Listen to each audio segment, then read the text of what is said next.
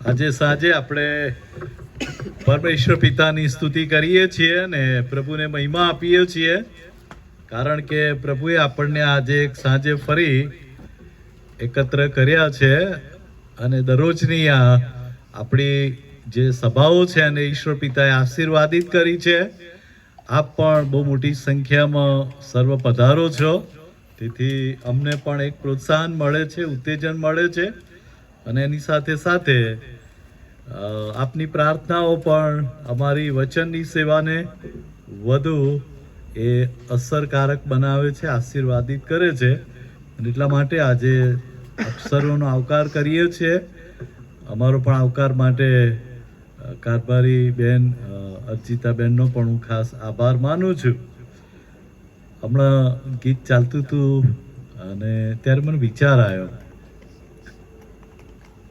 કે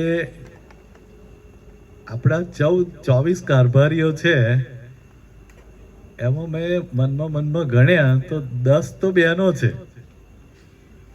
કેટલી સરસ વાત કહેવાય.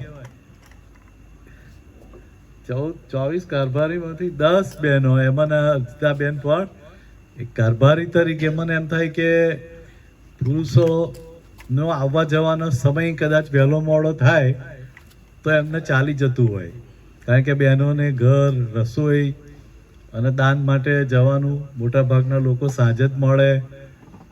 આ બધી સ્થિતિમાં પછી વાહનો કેટલાક ચલાવતા હોય, ના ચલાવતા હોય, આ બધી મર્યાદાઓ વચ્ચે 10 બહેનો એ કારભારી તરીકે સેવા આપે છે. એટલે ખરેખર હું એમને અભિનંદન આપું છું. બેન, તમને પણ ખાસ અભિનંદન આપીએ છીએ. દરેક કારભારી ભાઈઓ છે એમને પણ હું આભાર માનું છું, પણ બહેનોની જે સેવા છે આપણી મંડળીમાં, એના માટે પ્રભુનો આભાર માનીએ ને એ રીતે બેનની પણ જેમણે દાન વાંચ્યું ને નિયમિત સેવા આપે છે, ત્યારે આપણે એમને પણ આવકારીએ. અને અત્યારે ફૂલોથી એમનો આવકાર કરવામાં આવશે. નાણાં સમિતિના પ્રમુખ કાંતિભાઈ, હું વિનંતી કરીશ કે તેઓ બેનનો આવકાર કરશે આપણા મંડળી વતી. થેન્ક યુ બેન, તમારી સેવા માટે. અને આપ સર્વનો આવકારી કરીએ છીએ. આવો પ્રાર્થના કરીએ. દયાળુ પ્રભુ, તમારા પવિત્ર વચનો માટે અમે તમારી આરાધના કરીએ છીએ, સ્તુતિ કરીએ છીએ. અને પ્રભુ, સહાય માંગુ છું, કારણ કે આ વચન તમારું છે.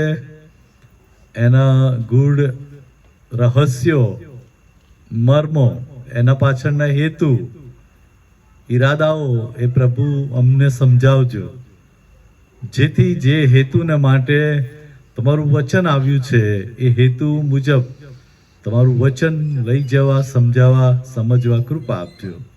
મારી સહાય કરો, સર્વની સહાય કરો. પ્રભુ ઈસુના નામમાં માગીએ છે, આમેન.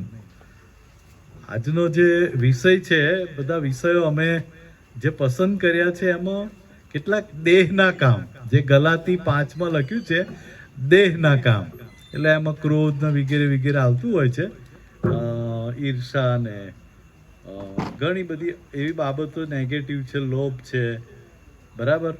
પણ પવિત્ર આત્માનું ફળ અને એમાં જે કેટલીક બાબતો છે, સંયમ ની વાત લખી છે, સહનશીલતાની વાત છે, પ્રેમની વાત. આજે સંયમની વાત આપણે થોડી કરી લઈએ, કારણ કે સંયમ શબ્દ એ આ સમયની અંદર સંયમ રાખવો, ધીરજ રાખવી, એ બહુ આપણને એ થઈ. આજના જમાનામાં જેમાં દરેક વ્યક્તિ એવું ઈચ્છે છે, એવું માને છે કે હું કંઈક છું. ભલે તમે એને કશું બહાર દેખાય કે ના દેખાય, કોઈ જલ્દી રિવીલ થાય, કોઈ ના થાય, પણ દરેકને એવું હોય કે હું કંઈક છું. એટલે આપણે પાછા એવું કહે કે ભાઈ આઈ એમ સમથિંગ, બરાબર. સેમ વાત જ છે. અને એટલે એવા સમયની અંદર હું કંઈક છું, એનું કારણ હોય, તમે બહુ સારું ભણ્યા હોય, બહુ ભણેલા લોકો કદાચ એવું માને કે હું બહુ, મારી પાસે આટલી ડિગ્રીઓ છે અને હું PhD છું, હું MPhil છું, માસ્ટર્સ છું, મેં ડબલ પીએચડી, કેટલા લોકો 2-3 પીએચડીની ડિગ્રીઓ ધરાવે છે. કદાચ એ લોકોને એવું થાય કે હું કંઈક છું. બહુ પૈસા હોય, બહુ મોટો હોદ્દો હોય, અને એવી વ્યક્તિઓએ કશું બેર કરવું, વેઠવું. અને હું લીડરશિપના પુસ્તકો વાંચું છું, અને એવું કહ્યું છે કે લીડર્સ જે હોય ને એ બહુ સેન્સિટિવ હોય. જે લીડર હોય ને એ બહુ સેન્સિટિવ હોય, અને ઇન્સલ્ટ બહુ વહેલું ફીલ થાય. કારણ કે ઓલવેઝ એનું માન નાની નાની વાતમાં એ જોતો હોય, અને તમે સરસ ચૂકતી એનું માન કદાચ ના જોતો, એ વખતે સંયમ કદાચ ગુમાવી દે છે. કદાચ તમારી સાથે એવું વલણ કરે, વર્તન કરે, તમને કશું કહે પણ ખરા, અને કદાચ બહુ વધારે હોય તો કશી કાર્યવાહી બી કરી લેતા હોય. એટલે જેમ તમે લીડરશિપમાં હોય, અને ત્યારે, અને કદાચ લીડરશિપ વિવિધ પ્રકારની છે. ચાહે તમે કોઈ ઇન્સ્ટિટ્યૂટની અંદર લીડર છો, યા તમે ચર્ચમાં લીડર છો, કોન્ફરન્સમાં લીડર છો, કંઈ નહીં તો તમે તમારા ઘરમાં લીડર તો છો જ, એક પપ્પા તરીકે, એક મમ્મી તરીકે. અને એ સમયે એક બહુ મહત્વની બાબત છે કે આપણું જે કાર્ય છે એને બહુ અસરકારક રાખવું હોય, અને આપણું કાર્ય અસરકારક બની રહે એ માટે બહુ સંયમની જરૂર હોય છે. હવે સંયમને કદાચ એનો સિમિલર કોઈ વર્ડ જોઈએ તો કદાચ થોડોક જાય, પણ પરિપક્વતા. કારણ કે પરિપક્વ વ્યક્તિ જ સંયમ રાખી શકતી હોય છે. અને ઘણીવાર આપણે કહેવત બી સાંભળી છે ને, ખાલી ચણો વાગે ઘણો. એટલે ઘણા લોકોનું એવું પણ હોય છે કે એની પાસે કશું ના હોય, પણ છતાં એમનું જે એ હોય છે વલણ એ કંઈક અલગ હોય છે. અને એટલા માટે અસંયમ આપણે રાખીએ, બિનજવાબદાર બાબતો કરીએ, એવું વલણ બતાવીએ, ત્યારે આપણે ઘણું બધું સોસાયટીને, લોકોને, કોમ્યુનિટીને નુકસાન કરીએ છીએ. એ થોડી વાતો આપણે જોવા માંગીએ છીએ. યાકૂબ એનો પહેલો પત્ર એનો 19મા અધ્યાયમાં લખવામાં આવ્યો, 19મી કલમમાં લખવામાં આવ્યું છે. પહેલા, મારા વાલા ભાઈઓ. હવે આ યાકૂબ જે છે એણે પત્ર લખ્યો. એક પ્રશ્ન પૂછી લો, એ કયો યાકૂબ? આ યાકૂબ કોણ? બોલો બોલો, તમારો જવાબ સાચો છે. ઈસુનો ભાઈ. Very good. ઈસુનો શિષ્ય યાકૂબે નહીં, પણ પ્રભુ ઈસુનો ભાઈ યાકૂબ. અને એ બહુ જ સ્પિરિચ્યુઅલ માણસ હતો. અને એના વિશે એવું લખાયું છે કે જે યાકૂબ હતો એના જે ઘૂંટણો હતા એ પ્રાર્થનાને કારણે, એટલો બધો પ્રાર્થનાવાદી હતો ને, એટલે એણે પ્રાર્થના પર આ અધ્યાયમાં ઘણું બધું શિક્ષણ આપ્યું છે. અને યાકૂબના ઘૂંટણો, એ એવું લખ્યું છે કોમેન્ટેટરોએ કે એના જે ઘૂંટણો હતા એ ઊંટના ઘૂંટણો જેવા હતા. એના ઘૂંટણો કેવા હતા? ઊંટના ઘૂંટણ તમે જોયા છે? કારણ કે ઊંટ બેસે એટલે એનું ઘૂંટણ પહેલું વાળીને, પહેલા આગળના પગથી વાળીને બેસે છે, ત્યાર પછી એના પાછળના પગ વાળે છે. તો એ જે ઘૂંટણો એના હતા, એ ઘૂંટણો ઉપર એટલી પ્રાર્થનાઓ લાંબા સમય સુધી કરતો હતો, અને માટે એના જે ઘૂંટણો હતા એટલા સખત થઈ ગયેલા, અસંવેદનશીલ થઈ ગયેલા. ઊંટના જે ઘૂંટણો હોય, તમે કશું આમ સામાન્ય વસ્તુ ભોંકો એને નહીં અસર થાય. અને એટલે યાકૂબના જે ઘૂંટણો હતા એ એટલા સ્ટ્રોંગ થઈ ગયેલા, મોટા ભાગે ઘૂંટણો પર એણે પ્રાર્થના કરતો હતો. અને એટલા માટે ત્યાં આગળ એ વ્યક્તિ લખે છે, મારા ભાઈઓ, તમે એ જાણો છો દરેક માણસ સાંભળવામાં ચપળ, બોલવામાં ધીમો તથા ક્રોધમાં ધીરો થાય. આ બધી જ બાબતમાં યાકૂબ હવે કેટલો સંયમી હશે એ બધું આપણને શીખવે છે. એ બહુ સરસ વાત કહે છે, સાંભળવામાં ચપળ. હવે ગુડ લિસનર હોવું પણ એક બહુ આપણે બધા કહીએ છીએ પણ એ વસ્તુ ડિફિકલ્ટ છે. ગુડ લિસનર હોવું, વધારે ધ્યાનથી સાંભળવું, કારણ કે ઘણીવાર કોઈની વાત અડધી હોય અને આપણે આમ આખી વાત આપણે અન્ડરસ્ટેન્ડ કરી લીધી છે એટલે તરત રિપ્લાય કરવા લાગી જઈએ. કદાચ એનો પાછળનો જે ફેસ છે, એનો ભાગ છે, એ કંઈક આપણને કંઈક માહિતી આપી રહ્યું છે, કંઈક ક્લેરિફિકેશન આપે છે, પણ આપણને એવું એની વાતનો અડધો ભાગ સાંભળીને યા તો અડધા કરતાં પણ ઓછો ભાગ સાંભળીને આપણે તરત જજ કરી નાખીએ કે આ માણસ આ જ વાત કહે છે. અને એટલે એ વાતો સાંભળવામાં આપણે અધીરા થઈ જઈએ છીએ. અહીં આગળ સંયમને તમે ઘણી બધી, જ્યારે તમે એક લીડર હોય, એ લીડર છે એ ગુડ લિસનર હોય, એટલે સારો સાંભળનારો હોય. અને અહીં આગળ એ કહ્યું પછી કે બોલવામાં ધીમો. હવે અત્યારે જે ધીમું બોલે એનું તો કશું ચાલતું નહીં. મોટેથી ફેંકવામાં આવે તો આ સારો વક્તા છે, યા તો આ પબ્લિકને બરાબર આમ શું કહે જકડી રાખે છે. અને એમને આપણે બધા જાણીએ છીએ, બધા એવા કેટલા બધા જે શું કહે બોલનારા છે. અને અહીંયા આગળ કહે છે બોલવામાં ધીમો. ધીમો મીન્સ એનો વોઇસની રીતે નથી. અહીં જે છે એ શું છે, એ એનું હાર્ટ, જ્યારે બોલે છે ત્યારે એનું હાર્ટ એના અને એના શબ્દો, હાર્ટ અને શબ્દો બધું કંટ્રોલમાં હોય છે. કારણ કે જ્યારે તમે બોલો છો ત્યારે તમારા શબ્દો પર કમાન્ડ ક્યારે, કંટ્રોલ ક્યારે આવે છે, તમારું હાર્ટ કંટ્રોલમાં હોય. જો તમારું હાર્ટ તમારા સંયમ ના હોય તો તમે ઊભા થઈને જાહેરમાં પણ કદાચ ન બોલવાનું બોલી નાખો, કોઈ બફડાટ કરી નાખો અને કંઈક બીજો પ્રશ્ન થઈ જાય જે ખરેખર તમારે બોલવું છે. એટલે જ્યારે બોલવામાં, સાંભળવામાં એ ધૈર્યની જરૂર છે.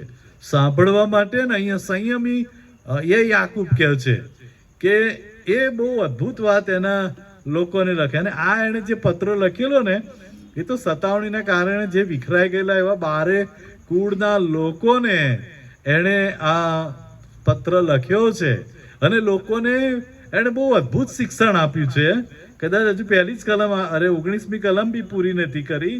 સાંભળવામાં ચપળ, બોલવામાં ધીમો, અને આગળ કહે છે ક્રોધમાં ધીરો થાય. એકચ્યુઅલી ક્રોધ છે એ બહુ ભારે વસ્તુ છે અને એ ક્રોધ છે એ બહુ ખાના ખરાબી કરી નાખે છે. અને માટે કેટલીક બાબતો આપણે એની પણ જોઈએ છે કે લખવામાં આવ્યું છે તે પ્રમાણે કે માણસ પ્રભુ ઈસુ ખ્રિસ્તનો જે શિષ્ય, માથીની સુવાર્તાના 26મા અધ્યાયમાં 50 થી છેક 53ની અંદર તમે જુઓ તો આપણે અગાઉ પણ મેં એની વાત કરી છે, ઉલ્લેખ કે પ્રભુ ઈસુ ખ્રિસ્તને જ્યારે યહૂદા એ પકડાવવા માટે આવે છે અને પ્રભુ ઈસુ ખ્રિસ્તને જ્યારે યહૂદા એ પ્રમુખ યાજકને અને સિપાહીઓને બધાને લઈને આવે છે અને પ્રમુખ યાજકનો સિપાહી એ ઈસુ પર હાથ નાખે છે એને એરેસ્ટ કરવા માટે, ત્યારે પિત્તર એટલો બધો આવેશમાં આવી ગયો, એટલા જનૂનમાં આવી ગયો કે એણે એની તલવાર ને, તો આ બધામાં એટલું મને કોઈ જગ્યાએ એવું ચિત્ર ના મળ્યું કે શિષ્યો હથિયારો લઈને ફરતા હતા. કોઈ જગ્યા પર પ્રાર્થનામાં ગયા છે, પહાડ પર સાંભળવા ગયા છે, પણ આ એવી જગ્યા પર પિત્તરે ક્યાંથી તલવાર કાઢી વી ડોન્ટ નો, પણ તલવાર કાઢી અને પ્રમુખ યાજકનો જે ચાકર હતો અને સિપાહી જે ગણો ચાકર, એના ઉપર એને એટેક કર્યો અને એનો કાન કાપી નાખ્યો. અને ત્યારે પ્રભુ ઈસુ ખ્રિસ્ત પિત્તરને ઠપકો આપ્યો છે અને પ્રભુ ઈસુ ખ્રિસ્ત એને કહે છે કે તારી ત્યાં તલવાર મ્યાનમાં કર. અને પ્રભુ ઈસુ ખ્રિસ્તે ત્યાં બહુ સરસ વાત કહી છે, થોડુંક આપણે જોઈ લઈએ કે જે કેવું એ સમયે પ્રભુ ઈસુ ખ્રિસ્તે જે કદાચ પિત્તર એક આવેશમાં આવી ગયેલો, ગુસ્સામાં આવી ગયેલો, એ પોતાની જાતને એ જાણે કે બહુ રોકી ના શક્યો. અને એ સ્વાભાવિક છે, તમે ગમે એટલા આત્મિક હોય કેટલીક પરિસ્થિતિઓમાં તમે તમારી જાત પરનો કાબુ ગુમાવી શકો છો. આ પણ એક વાત છે, કારણ કે તમે સંપૂર્ણ માનવી પ્રકૃતિ ધરાવો છો, અને એટલે ગુસ્સામાં ઘણા બધા અનર્થ થઈ જતા હોય છે, અને પછી માણસને બહુ પસ્તાવો થતો હોય છે. અને અહીં આગળ ત્યાં તમે જુઓ તો એ 26મા અધ્યાયની અંદર 50ની એની અંદર લખવામાં આવ્યું છે, 49મી કલમ, અને તરત તેણે ઈસુની પાસે આવીને કહ્યું, રાબી સલામ, અને તે તેને ચૂમ્યો. અને ઈસુએ તેને કહ્યું, મિત્ર, જે કરવાને તું આવ્યો છે તે કર. ત્યારે તેઓએ પાસે આવીને ઈસુ પર હાથ નાખી ને તેને પકડી લીધો. અને જુઓ, ઈસુના સાથીઓમાંના એકે હાથ લાંબો કરીને પોતાની તરવાર કાઢી ને પ્રમુખ યાજકના ચાકરને મારીને તેનો કાન કાપી નાખ્યો. ત્યારે ઈસુ તેને કહે છે કે તારી તરવાર તેના મ્યાનમાં પાછી ઘાલ, કેમ કે જેટલા તરવાર પકડે છે તેઓ સર્વ તરવારથી નાશ પામશે. શું તું એવું ધારે છે હું એવો શક્તિમાન નથી કે જો મારા બાપની પાસે માગું તો તે હમણાં જ દૂતોની બહાર ફોજ કરતાં વધારે મારી પાસે નહીં મોકલી દે?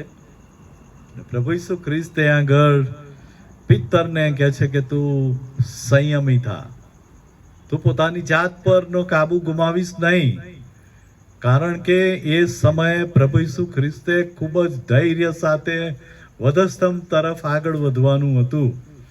અને એટલે એ જે વધસ્તંભ તરફ જવું એની અંદર શૈતાનના ઘણા બધા અવરોધો હતા, ઓબ્સ્ટિકલ્સ શૈતાને ઘણા બધા નાખી દીધા કે ઈસુ વધસ્તંભ પર ના જાય, અને ઈસુ ના જાય ને માણસનો ઉદ્ધાર ના થાય, અને પોતે પોતાનું બલિદાન ના આપે. અને એટલે એવી ઘણી બધી બાબતો આવેલી, અને ત્યાં આગળ એ પણ આપણે જોઈએ છીએ. અને એટલે તે વખતે પ્રભુ ઈસુ ખ્રિસ્ત એ અદ્ભુત વાતો એને કહે છે. આપણે જે પત્ર વાંચ્યું એની અંદર પણ તમે જુઓ તો 2 ને 4 કલમની અંદર કેવી વાત લખવામાં આવી છે. યાકૂબ કહે છે, મારા ભાઈઓ, જ્યારે તમને તરહ તરહના પરીક્ષણો થાય ત્યારે તેમાં પૂરો આનંદ માનો, કેમ કે તમે જાણો છો કે તમારા વિશ્વાસની પરીક્ષામાં પાર ઉતર્યાથી ધીરજ ઉત્પન્ન થાય છે.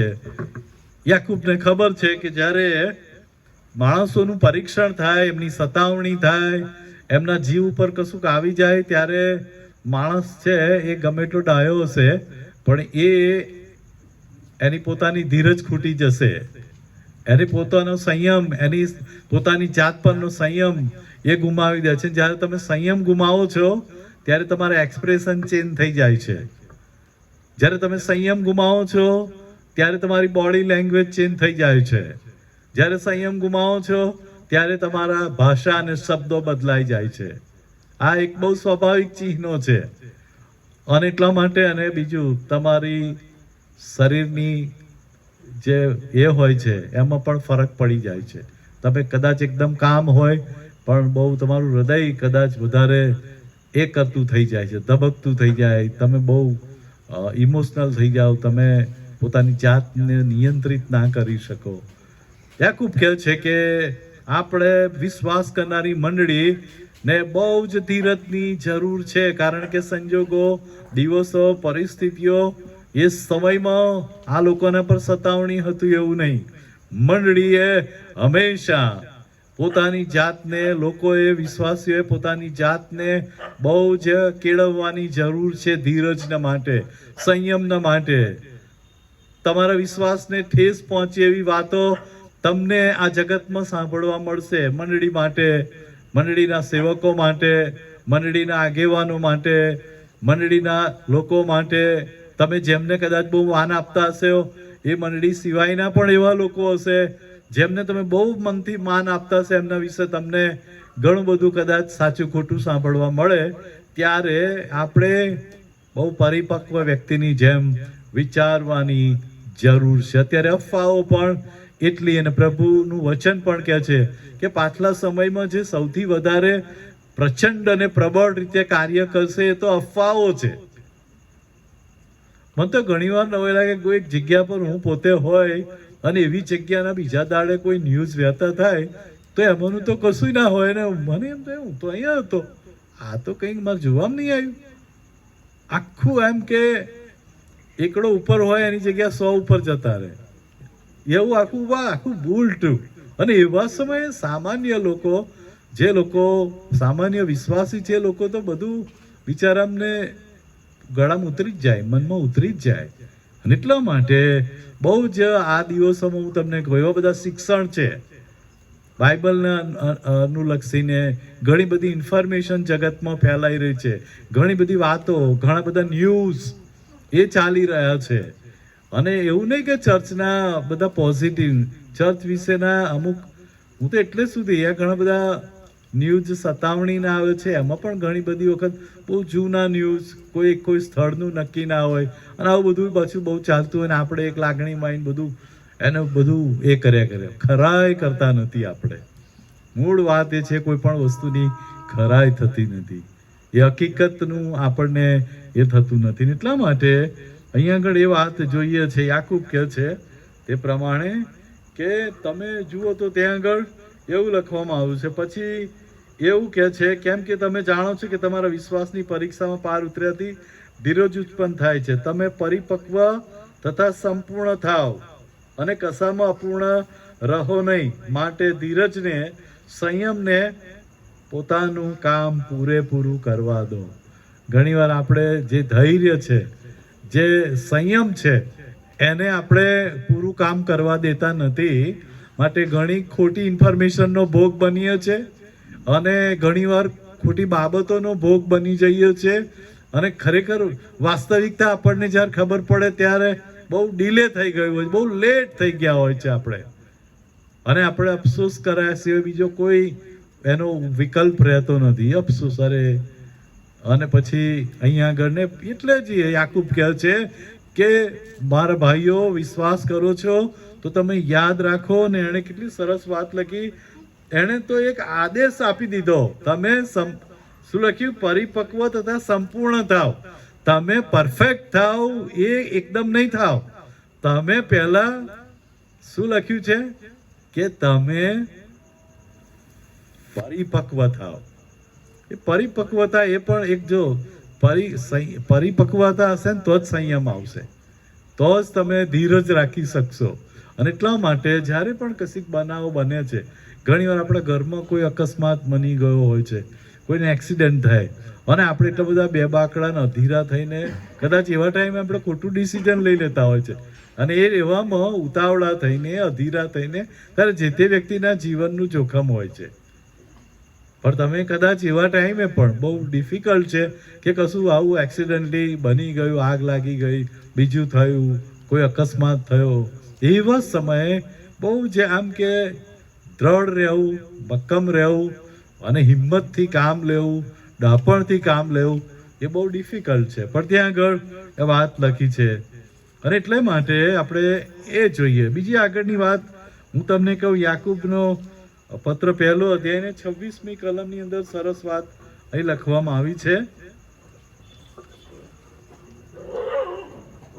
જો તમારામાંનો કોઈ માને કે હું પોતે ધાર્મિક છું, પણ પોતાની જીભને વશ કરતો નથી, તે પોતાના મનને છેતરે છે, અને એવા માણસની ધાર્મિકતા વ્યર્થ છે. પહેલું તો તમે ધાર્મિક છો, પણ સાંભળવામાં કદાચ કાચા છો, બોલવામાં કદાચ બહુ ઉતાવળા છો, અને કદાચ ક્રોધમાં પણ તમે બહુ આવેશી છો, તો તમે ઘણું બધું નુકસાન તમે તમારી સાથેના લોકોને, યા તમને ફોલો કરનાર લોકોને, યા તમારી સાથે કામ કરનારા લોકોને તમે કદાચ એ નુકસાન કરી શકો છો, અથવા એમનો આત્મવિશ્વાસ, એમનો વિશ્વાસ, એમનો ઉત્સાહ એ ભાગી નાખો છો.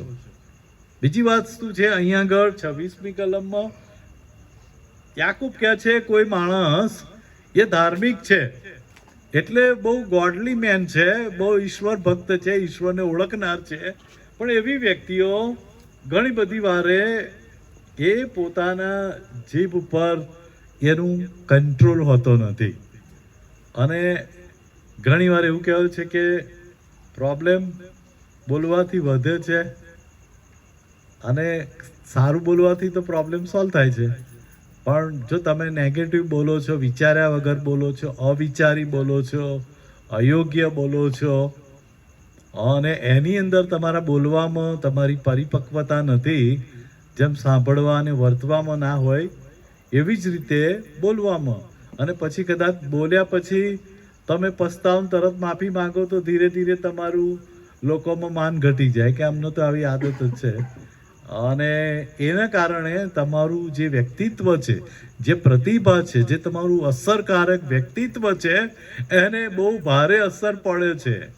અને તમારી કાર્યક્ષમતા છે, તમારી જે ઇન્ફ્લુઅન્સ છે, જે તમારી અસરકર્તા છે, એ નબળી પડે છે. અને જ્યારે એક લીડર તરીકે તમારી ઇન્ફ્લુઅન્સ ડાઉન થઈ જાય, ઇન્ફ્લુઅન્સ બહુ જરૂરી છે. કોઈ પણ જગ્યા પર તમે હોય, તમારા ઘરમાં પણ તમારી ઇન્ફ્લુઅન્સ, તમારે કોઈ ગ્રુપમાં ઊભા છો પણ તમારી વાતનું કોઈ મહત્વ હોય, તમારા વિચારનું મહત્વ હોય, તમારા સૂચનનું મહત્વ હોય, તમારી સલાહનું મહત્વ હોય, એ બહુ જરૂરી છે. તમારી પાસે લાંબુ એક્સપિરિયન્સ છે અને અનુભવ છે, પણ અહીંયા આગળ કે છે બોલવાની વાતની અંદર પણ કે છે જો કોઈ માણસ ધાર્મિક છે, કદાચ કલાકો સુધી ઉપદેશ કરી શકે એવા પણ હોય, સારું શિક્ષણ અમારા કરતાં પણ આપી શકે એવું બની શકે છે. એવું કશું હોતું નહીં, કારણ કે તમારા અભ્યાસ ઉપર આધાર રાખે છે. અને બીજું એવું છે કે તમે પ્રાર્થનાવાદી પણ હોય, તમે ઘણું સારું દાન પણ આપતા હોય, તમે કદાચ સમાજ માટે ઘણી બધી દોડાદોડી કરતા હોય, તમે મંડળી માટે ઘણી બધી દોડાદોડી કરતા હોય, પણ અહીંયા આગળ એવું કહેવાય છે કે જો તે પોતાની જીભને વશ કરી શકતો નથી ને, અહીંયા આગળ તો બહુ ખાસું લાંબુ લિસ્ટ આપ્યું છે જીભ વિશેનું. તમે 3 અધ્યાય, યાકૂબનો પત્ર 3 અધ્યાય એને ખોલો, ત્યાં તો બહુ લાંબુ આખું ગીત એમણે એક જણે બનાવેલું. આપણા ચર્ચના તો અંકલ ઓફ થઈ ગયા, પણ જીભ ઉપર એમણે ગીત બનાવેલું. જો 3 અધ્યાય, મારા ભાઈઓ તમારા મના ઘણા ઉપદેશકો ન થાવ, કેમ કે તમે જાણો છો કે આપણે ઉપદેશકો ને તો વિશેષ કરીને ભારે સજા થશે. આ ઘણું બધું લોકોએ પકડી લીધું નહીં કે અમને અહીં તરત એવું કે તમારે તો બહુ ભારે ન્યાય થવાનો. મેં કહ્યું તમારો થોડો થશે તો ખરો, છૂટવાના તો નથી જ, પણ અમને એવું કંઈ દવા હોય. એટલી વાત સાચી, તમે જે ઉપદેશ કરો છો એ વિશે, તમારો ઉપદેશ વિશે તમારો ન્યાય થશે, એ તો છે જ, બરાબર ને? પણ આપણે બધા ઉપદેશકો જ છીએ, કોઈને કોઈ જગ્યા પર ઉપદેશ તો કરીએ જ છે, બાઇબલની વાત તો કરીએ જ છે, પ્રાર્થનામાં બાઇબલની વાત બોલીએ છીએ ને. ઉપદેશ કરવા ના મળે તો પ્રાર્થના ઉપદેશ કરી લેવાનો. ઘણા બધા એવા હોય પ્રાર્થના ઉપદેશ કરી લે, પ્રાર્થનામાં એવું બધું વચનો બધું કે સારી વસ્તુ છે, પણ એમનો ઉપદેશ કરવા ના મળ્યો ઘણા પ્રાર્થના સોંપો તો એમાં ઉપદેશ કરી લે. તમારા લોકોનું બહુ આટલું ક્લિક ના થાય, પણ અમને થાય. અને એટલે અહીં જોઈ શું લખ્યું છે, આપણે આગળ જઈએ.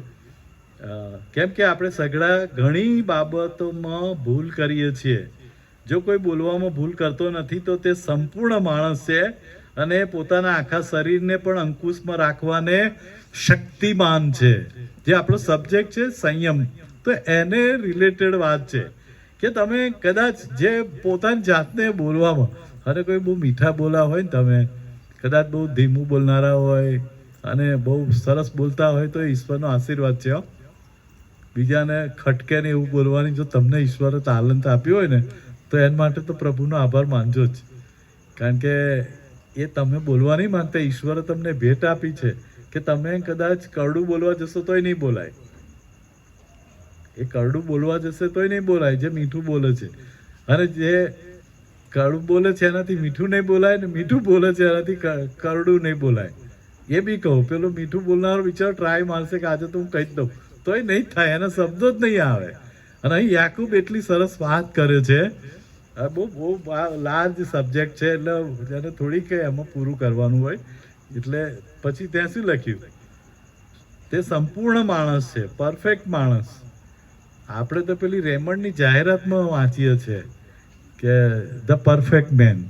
રેમન્ડના શૂટિંગના જાહેરાતમાં એવું લખેલું, હા તો હું ઘણીવાર વાંચીને એવું ન્યૂઝપેપરમાં આવે તો મને કે આ રેમંડ પહેરવાથી, રેમંડના સૂટ પહેરવાથી પરફેક્ટ થાય. અહીં તો પરફેક્ટ માણસની વ્યાખ્યા બહુ અલગ આપી છે. અને એટલે એવું કહે છે કે માણસ સંપૂર્ણ છે અને પોતાના આખા શરીરને પણ અંકુશમાં રાખવાને શક્તિમાન છે. જો ઘોડા કબજે રહે તે માટે તેઓના મોંમાં લગામ ઘાલીને તેઓના આખા શરીરોને ફેરવીએ છીએ. જો વાણ પણ કેટલા બધા મોટા છે, તેઓ ભારે પવનથી ધકેલાય તો પણ બહુ નાના સુકાનીની મરજી હોય તે તરફ તેઓને ફેરવવામાં આવે છે. તેમ જીભ પણ એક નાનો અવયવ છે, છતાં તે મોટી મોટી બળાસ મારે છે.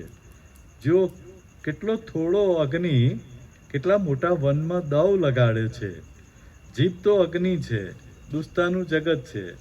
આપણા અવયવમાં જીભ એવી છે કે આખા શરીરને મલિન કરે છે. તે ભૂમંડળને સળગાવે છે. તે પોતે નરકથી સળગાવવામાં આવેલી, કેમ કે દરેક જાતના જાનવરો, પક્ષીઓ, પેટે ચાલનારા તથા સમુદ્ર રહેનારા પ્રાણીઓ વશ થાય છે અને માણસોએ તેમને વશ કર્યા છે. પણ જીભને કોઈ માણસ વશ કરી શકતું નથી. વશ કરવું એટલે કંટ્રોલ કરવું, સંયમમાં રાખવું.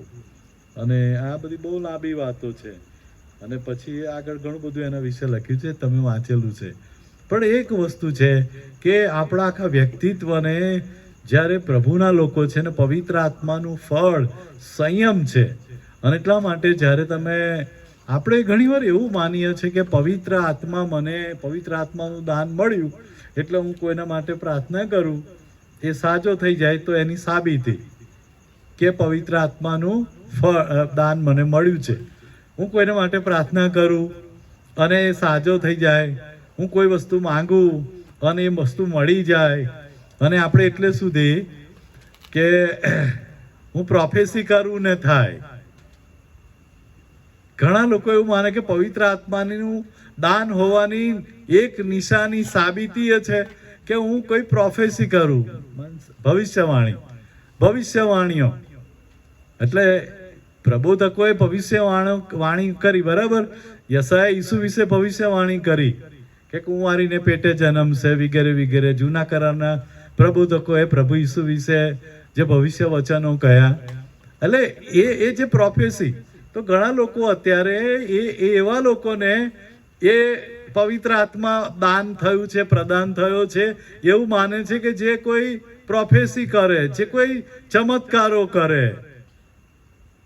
આપણે પવિત્ર આત્માના દાનને આપણે આટલામાં સીમિત કરી નાખ્યો છે. પણ પવિત્ર આત્માનું જે દાન છે એ તો ભલાઈ, પ્રેમ, પછી સહનશીલતા, સંયમ, આ જે બધા પવિત્ર આત્માના ફળની અંદર જે બાબતો લખેલી છે ગલાતી 5:22, એ વસ્તુને આપણે એ સાબિતી નથી જોતા કે આ વ્યક્તિ નમ્ર કેમ છે. આપણે થોડા દિવસ પહેલા આપણા ચર્ચમાં એક ફ્યુનરલ હતું અને એક બેન અમદાવાદથી આવેલા, મારા થોડા દૂરના સગા થતા હતા. એટલે બહુ વર્ષ પછી મને મળ્યા. બેન બહુ ભલા, બહુ જ નર્સ હતા, રિટાયર થયા. એમના હસબન્ડ બી સરકારી નોકરી કરતા હતા, પણ એમના હસબન્ડે એમને 2-3 દીકરીઓ હતી છોડી દીધા. એમણે બીજું લગ્ન કરેલું, બીજી સ્ત્રી સાથે રહેવા માંડ્યા. પેલા બેને થોડા વખત પ્રયત્ન કર્યો પણ એ સક્સેસ નહીં ગયા. હવે એ વાત તો હું માનું છું 15-20 વર્ષ પહેલાથી એ બેઉ અલગ છે. હમણાં ભાઈ બીમાર હશે તો એમનો વાઈફ થોડા નજીકમાં રહે, દરરોજ એમની દીકરીને કે જા ટિફિન આપી આવી તારા પપ્પાને. મને એવું કહ્યું કે ઓગસ્ટિનભાઈ મેં 3 મહિના ટિફિન મોકલ્યું એમને. પછી છેલ્લે પાછું એ ભાઈએ તો એવું કહ્યું કે છોકરીને કહેજે તારી મમ્મીને મોકલે નહીં, કંઈ જરૂર નહીં. એનું નામ પવિત્ર આત્માનું એ બેનના જીવનમાં કાર્ય. એ કોઈ ઉપદેશક નથી, અમારી જેમ ભાષણ નહીં કરતા, ચર્ચમાં કોઈ જગ્યાએ લીડર નથી, એક સાદા વિશ્વાસી બેન.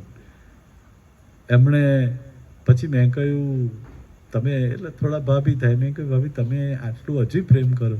તો કે અમારું બેનું લગ્ન થયેલું છે, મારે તો મેં મારી 2-3 દીકરીઓ સાથે જીવન કર્યું છે, મેં દીકરીઓ પણ પરણાવી દીધી, 1-2 પરદેશ જતી રહી, પણ મારા હસબન્ડ સામેની જ સોસાયટીમાં રહે છે તો મને અત્યારે એમ થાય કે બીમાર છે, પેલી સ્ત્રી તો જતી રહી છોડીને, અત્યારે એકલા છે. તો ત્યારે મને એમ થયું કે પવિત્ર આત્માનું કાર્ય શું છે. એ એટલું મોટું મન એ ક્યારે રખાય? એક સ્ત્રી માટે એનો પતિ જ્યારે એને ત્યજી દે અને બીજી સ્ત્રી સાથે રહે ને, એનાથી ભારે અપમાન બીજું કોઈ નથી હોતું. હું તમને કહું, પવિત્ર આત્માનું કાર્ય એમાં ધીરજ, સંયમ, સહાનુભૂતિ, પ્રેમ ઘણું બધું આવે છે. રેવરન્ડ રાઠોડ સાહેબ એક વાત કરતા હતા, એમના ચર્ચનો કોઈ જીવંત દાખલો હતો. મેં વાત કરી. બીજી વાત, એક ભાઈ ને એમના વાઈફ, એમનું ફેમિલી સરસ ચાલતું હતું. એમના વાઈફને ખબર નહીં શું થયું, એ કોઈ બીજા સાથે સંબંધમાં આવ્યા અને એ ભાઈને છોડીને જતા રહ્યા પેલા ભાઈ સાથે રહેવા. પેલા ભાઈ પ્રાર્થના કરતા હતા અને એમને બહુ દુઃખ હતું કે આવું કેમ થયું, પ્રભુએ મારા જીવનમાં આવું કેમ કર્યું. પણ તમે નહીં માનો, એ માણસ જે દિવસથી બેન જતા રહ્યા, એ ઘરમાં હોય ત્યારે એમણે ઘરને કદી સ્ટોપર નથી મારી અંદરથી, બહાર જાય ત્યારે. અને 3 કે 4 વર્ષ પછી એ બેન એ ઘરની સ્ટોપર ખુલ્લી જ હતી, અંદર આવી, ચૂપચાપ આયા, ચૂપચાપ રસોડામાં એમણે કામ ચાલુ કરી દીધું, જમવાનું બનાવ્યું. પેલા ભાઈએ એક પણ શબ્દ નહીં પૂછ્યો કે તું આ 4 વર્ષથી મને છોડીને કેમ જતી રહી ને અત્યારે કોને પૂછીને આવી. સાહેબ, આ વસ્તુ સાંભળવી અશક્ય લાગે છે. હું કહું તમને એવું બી થતું હશે કે આ કંઈક થોડી અતિશયોક્તિ હશે, પણ એક પ્રભુના સેવકે આ વાત કરી કે મારા એક સભ્યની વાત, પોતાની સ્ત્રીને એણે એક પણ શબ્દ નથી પૂછ્યો કે તું કેમ જતી રહી, કોની સાથે આટલા વર્ષ રહી, કેવી પરિસ્થિતિમાં રહી, કયા સંબંધથી રહી, નથિંગ. અને એ સંસાર પાછો ચાલ્યો ગયો, શરૂ થઈ ગયો, ચાલ્યો. હવે આપણે કહીએ કે જે પવિત્ર આત્માનું કાર્ય છે ને, એ બધી સીમાઓને તોડી નાખે છે, બધી મર્યાદાઓને તોડી નાખે છે, બધી મૂંઝવણોને, પ્રશ્નોને તોડી નાખે છે. આ દિવસોમાં જો તમે ઉપવાસ કરો છો, અને ઘણા કદાચ કરતા હશે, અને કદાચ 40 ના કરો, શુક્રવાર કરતા હોય, કદાચ લાસ્ટ હોલી વીક તમે કરો, તમે you ask two God regarding Holi spirit. અને એવું હોલી સ્પિરિટને ના કહો કે હું આને હાથ મૂકું ના સાજો થઈ જાય અને હું આ પ્રાર્થના કરું, તમે એ તો આવી જશે, એની કોઈ તમારે માંગવાની જરૂર નથી, એ સામર્થ્ય ઈશ્વર આપશે. પણ તમે એવું માંગો કે હું કોઈને માફ કરી શકું, હું એવું માંગુ, એ હોલી સ્પિરિટનું કામ છે. પ્રભુ ઈસુ ખ્રિસ્તે એમને નહીં કહ્યું કે તારા જેવો તારા પડોશી પર પ્રેમ કર. એ પવિત્ર આત્માની ચરમ સીમાનું કાર્ય છે. પવિત્ર આત્મા એ જ્યારે મંડળીમાં કામ કરે છે ને, એ ચરમ સીમાનું કામ છે. ચમત્કાર કરવો એટલું જ એ સામર્થ્યવાનું કામ છે કે પોતાના પડોશીને, શત્રુને, અને પછી પ્રભુએ કહ્યું જેવું તું તારા દેવ પર પૂરા મન, અંતઃકરણ, હૃદયથી પ્રેમ કર. પવિત્ર આત્માનું આ દિવસોમાં તમે એક વરદાન માગો અને ઈશ્વર એ અદ્ભુત કામ કરશે. અને એટલા માટે અહીં આગળ જે વાત લખી છે, હવે જીભની વાત આવી, એની સંયમની વાત આવી. આપણે એ પણ જોયું કે સાંભળવાના અંગો વિશે, કાન વિશે વગેરે, કે આપણે ઘણીવાર સાંભળવા માટે સંયમની જરૂર હોય. જ્યારે નેગેટિવ વાતો, અફવાઓ સાંભળવી ગમે, નિંદાઓ, નિંદા તો એટલી મીઠી વસ્તુ હોય છે ને કે અચ્છા લોકોને ઇન્ટરેસ્ટ પડી જાય સાંભળવાનું. એટલે આ બધું છે ને, આપણા કાનની ઉપર આધાર રાખે. એ પણ આપણા કાન માટે પવિત્ર આત્માની મદદ માંગીએ, ઈશ્વરની મદદ માંગીએ આપણી જીભ માટે, એ બહુ જરૂરી છે. અને જે મન વિશેની વાત પણ આપણે જોઈએ છીએ.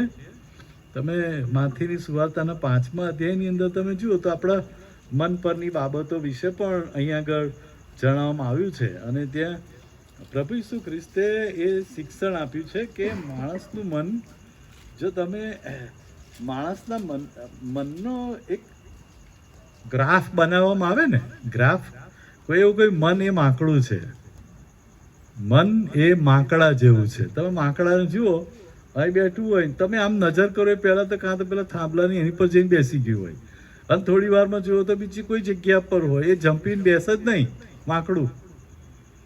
તો આપણું મન પણ એવું છે, ઘડીકમાં એવું સારું સારું વિચારવા માંડી પડે, અને ઘડીકમાં એક સેકન્ડમાં પાછું કંઈક જુદો જ વિચાર મગજમાં મન કઈ જતું રહે. અને એટલે પ્રભુ ઈસુ ખ્રિસ્તે એ માથીની સુવાર્તા 5મો અધ્યાય 27મી કલમમાં કહ્યું, વ્યભિચાર ન કર એમ લખેલું કહેલું હતું એ તમે સાંભળ્યું છે, પણ હું તમને કહું છું કે સ્ત્રી પર જે કોઈ ખોટી નજર કરે છે તે એટલામાં જ પોતાના મનમાં તેની જોડે વિચાર કર્યો છે. મન એટલે એના ઉપર સંયમ એ રાખવો બહુ અઘરી વસ્તુ છે, કારણ કે આપણું મન છે ને એ, અને એટલે પ્રભુ કહે છે કે તમે અહીંયા નહીં પણ આકાશની વાતો પર તમારું મન લગાડો, આકાશની વાતો પર.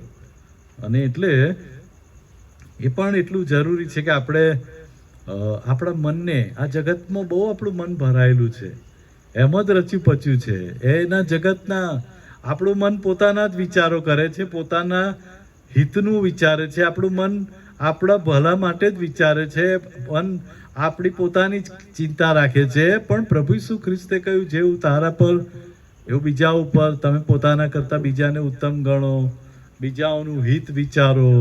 પણ અહીં આગળ આપણું મન એવું છે કે એના ઉપર પણ સંયમ હોય. ઘણીવાર મન પર સંયમ ના હોય, અને એટલે લોકો બહુ મોટી ભૂલો કરી બેસે છે, બહુ મોટા ગુનાઓ કરી બેસે છે, અને ત્યાં આગળ એવી બધી બાબતો બને છે. બીજા રાજાના 5મા અધ્યાયની અંદર તમે જુઓ તો નામાન જે હતો, અરામનો રાજા, એ નામાનને જોયું કે આ નામાન એનો જે સેનાપતિ હતો એ કોળિયો હતો, અને આ જે અરામનો રાજા જ્યારે ઇઝરાયલમાંથી લોકોને ગુલામ બનાવીને લઈ ગયેલો, ત્યારે એક નાની છોકરીને લઈ ગયેલો અરામનો રાજા દાસી તરીકે. અને આ નામાન એ સેનાપતિ હતો, અને એ પોતાની સ્ત્રી માટે એક નાની છોકરીને દાસી તરીકે લઈ ગયેલો. એટલે એ નાની છોકરીએ નામાનની સ્ત્રીને એવું કહ્યું કે આ મારો મુરબ્બી જો ઇસ્રાયેલના દેવ પાસે જાય અને ત્યાંના પ્રબોધક પાસે જાય તો એને એનું કુળ મટી જાય. અને આ વાત સીધી રાજા પાસે, અને રાજાએ તો કેટલીક ભેટો સાથે ઇસ્રાયેલના રાજા પર કાગળ મોકલ્યો. એટલે ઇસ્રાયેલનો રાજા ચિંતામાં આવી ગયો કે હું તો કઈ એવો એ છું કે હું ચમત્કાર કરું ના નામાન સાજો થઈ જાય, હું તો રાજા છું, આ તો મારી સાથે યુદ્ધ કરવાનું બહાનું એને શોધ્યું. પણ એ બધી ચિંતાઓમાં હતા, અને ત્યારે એલીસા પ્રબોધક એની પાસે આવ્યો, અને એલીસા જ્યારે નામાન આવ્યો ત્યારે એને એટલું જ કહ્યું કે જઈને યર્દનમાં ડૂબકી માર. પેલાને એમ થોડી ઇન્સલ્ટ લાગ્યું, મારા દેશમાં આટલી બધી નદીઓ છે ને અહીં યર્દનમાં મને ડૂબકી મારવાનું કે છે. પણ પછી એના ચાકરે એને કહ્યું, એ બહુ સારો સ્ટડી છે, એક દાસીની વાત છે, એક ચાકરની વાત છે. અને એ ચાકરે એવું કહ્યું, ભાઈ તને બીજું કશું કહ્યું હતું તું નહીં કરતો, એક ટ્રાય કરી જો ને, તારે અમે તો બીજું કશું કરવાનું નથી આવ્યો છું. અને જ્યારે એણે યર્દનમાં ડૂબકી મારીને એનું કે છે શરીર નાના બાળક જેવું થઈ ગયું અને સાજો થઈ ગયો, ત્યારે એણે શું કહ્યું એલીસાને કે કેટલી હાલે આ બધી ભેટ સોગાદ હું તને આપું છું.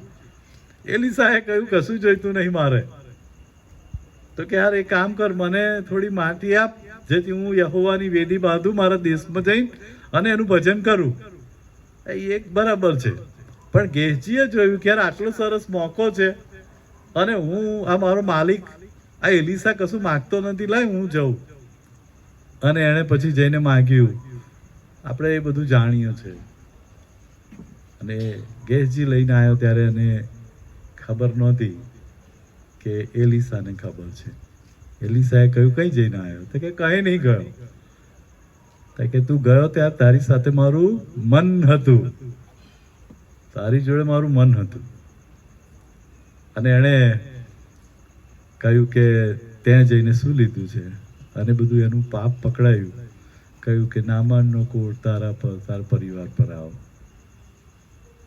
આપણું મન ઘણીવાર આપણે ગમે તે કક્ષાના હોય, ઉંમરના હોય, અનુભવી હોય, પણ એ બહુ જરૂરી છે કે એક સેવા માટે, જો તમે કોઈ પણ જગ્યા પર સેવા આપો છો યા ખ્રિસ્તી વ્યક્તિ છો, તમારી ઓફિસમાં છો, પ્રભુના વચનો આપણને એ કહે છે કે આપણે બહુ પરિપક્વતા, આત્મિક પરિપક્વતા, આત્મિક સંયમ કેળવવાની જરૂર. જ્યારે લોકો આત્મિક સંયમ કેળવશે ત્યારે લોકોના ગૃહ કલેશ શાંત પડી જશે.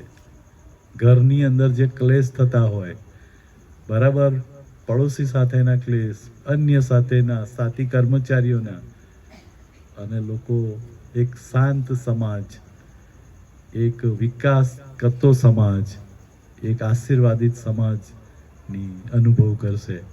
એટલા માટે પ્રભુ આપણને બહુ કૃપા આપે. ઘણો બધો વિષય લાંબો છે, પણ પ્રભુ આપણને આશીષ આપે. Thank you.